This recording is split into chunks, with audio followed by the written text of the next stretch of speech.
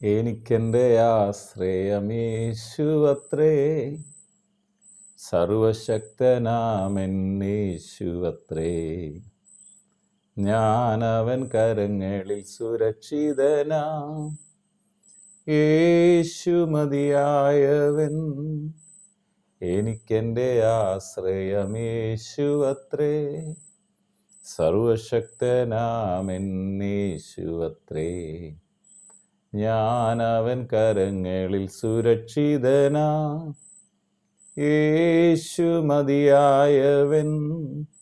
യേശു മതി, ആ സ്നേഹം മതി, തൻ ക്രൂശു മതി എനിക്ക്. യേശു മതി, തൻ ഹിതം മതി, നിത്യജീവൻ മതി എനിക്ക്. സമാധാനമുള്ള കുടുംബം തരും, കുടുംബത്തിലേവർക്കും രക്ഷ തരും. നല്ല സ്വഭാവികളായി തീർത്തിടും. യേശു മതിയായവൻ. യേശു മതി, ആ സ്നേഹം മതി, തൻ ക്രൂശു മതി എനിക്ക്. യേശു മതി, തൻ ഹിതം മതി, നിത്യജീവൻ മതി എനിക്ക്. എനിക്കെൻ്റെ ആശ്രയം യേശുവത്രേ, സർവശക്തനാമെന്നേശുവത്രേ. ഞാനവൻ കരങ്ങളിൽ സുരക്ഷിതനാം. യേശു മതിയായവൻ. യേശു മതി, ആ സ്നേഹം മതി, തൻ ക്രൂശു മതി എനിക്ക്. യേശു മതി, തൻ ഹിതം മതി, നിത്യജീവൻ മതി എനിക്ക്. വീണ്ടും വരുന്ന യേശു ക്രിസ്തുവിൻ നാമത്തിലുള്ള സ്നേഹവന്ദനങ്ങളെ എല്ലാ പ്രിയപ്പെട്ടവരെയും ഈ സമയത്ത് അറിയിക്കുന്നു. നമ്മുടെ ആശ്രയം യേശു ക്രിസ്തുവിലാണെങ്കിൽ, സർവശക്തനായ യേശുവിലാണെങ്കിൽ, നാം ഓരോരുത്തരും യേശു ക്രിസ്തുവിൻ്റെ കൈകളിൽ സുരക്ഷിതരാണ്. വിശുദ്ധ വേദപുസ്തകം നമ്മെ പഠിപ്പിക്കുന്നു, ദൈവം തന്നിൽ ആശ്രയിക്കുന്നവരെ സംരക്ഷിക്കുന്നു. അതെന്നെ കേൾക്കുന്ന പ്രിയ സഹോദര സഹോദരി, നിങ്ങൾ ദൈവത്തിൽ ആശ്രയം വെക്കുന്നെങ്കിൽ, കർത്താവായ യേശു ക്രിസ്തുവിൽ നിങ്ങൾ വിശ്വസിക്കുന്നെങ്കിൽ, നിങ്ങൾ സംരക്ഷിതരായിരിക്കും.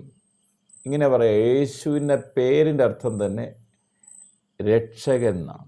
മുഴുവൻ ലോകത്തെ അവരുടെ പാപങ്ങൾ രക്ഷിക്കുന്ന ഒരു സംരക്ഷണം എല്ലാത്തിൻ്റെ മേലും തരുന്ന ആളാണ് യേശു ക്രിസ്തു. യേശു എന്നതിൻ്റെ അർത്ഥം തന്നെ രക്ഷകൻ എന്ന് നാം പഠിച്ചു.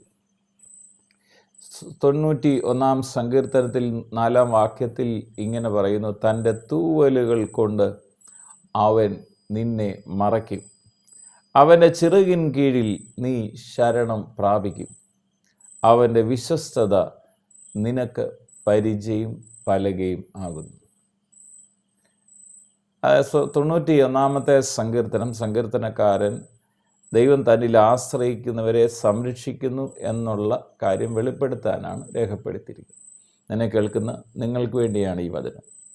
നിങ്ങൾ ദൈവത്തിൽ ആശ്രയിക്കുന്നെങ്കിൽ ഈ വചനങ്ങൾ നിങ്ങൾക്ക് വേണ്ടി കൂടെയുള്ളതാണ്. അത്യുന്നതൻ്റെ മറവിൽ വസിക്കുകയും സർവശക്തൻ്റെ നിഴലിൻ കീഴിൽ പാർക്കുകയും ചെയ്യുന്നവൻ. എവിടെയാണ് പാർക്കുന്നത്? അത്യുന്നതൻ്റെ മറവിലാണ് നമ്മൾ വസിക്കേണ്ടത്.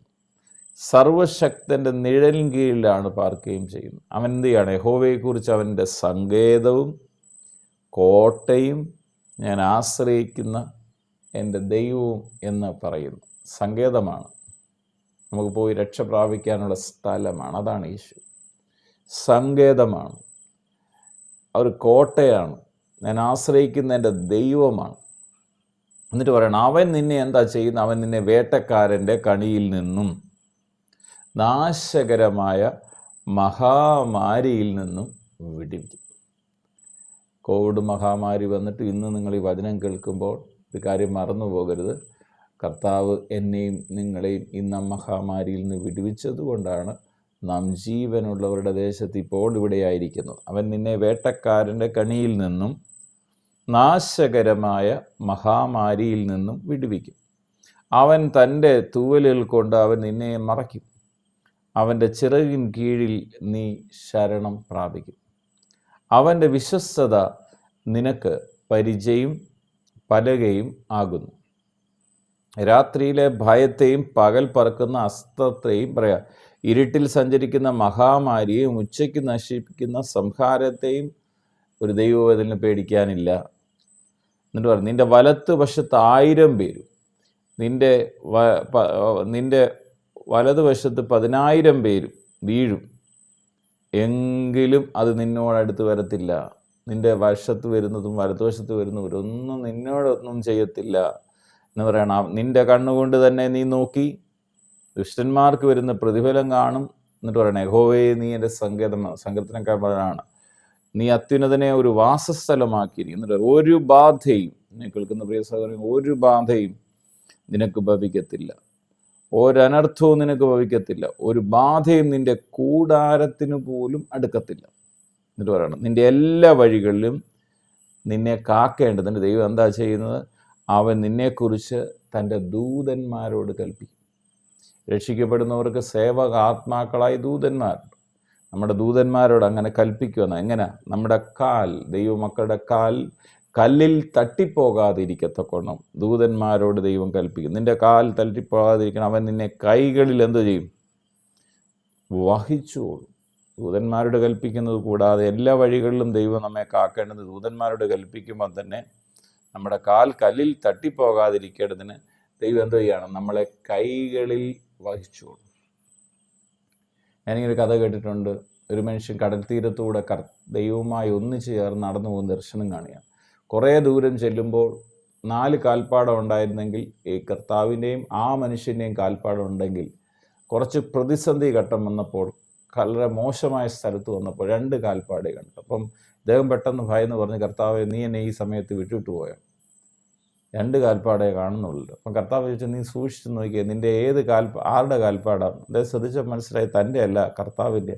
അപ്പോൾ കർത്താവെ ഞാൻ എവിടെയാണെന്ന് ചോദിക്കുമ്പോൾ അദ്ദേഹത്തിന് കർത്താവ് കൊടുക്കുന്ന മറുപടിയാണ്, നീ ഇപ്പോൾ എൻ്റെ കൈക്കുള്ളിലാണ്. എന്നെ കേൾക്കുന്ന പ്രിയ സഹോദരങ്ങളെ, നിങ്ങൾ യേശു ക്രിസ്തുവിൽ വിശ്വസിക്കുന്നവരാണെങ്കിൽ നിങ്ങളുടെ കാല് തട്ടിപ്പോകാതിരിക്കുന്ന ദൈവം നിങ്ങളെ പ്രതികൂല സാഹചര്യങ്ങളിൽ, വിഷയത്തിന് നടുവിൽ കൈകളിൽ വഹിച്ചുകൊള്ളുകയാണ്. എന്നിട്ട് സിംഹത്തിൻ്റെ മേലും അണലിമേലും നീ ചവിട്ടും, ബാലസിംഹത്തെയും പെരുമാമിനെയും നീ മെതിച്ചു കളയും.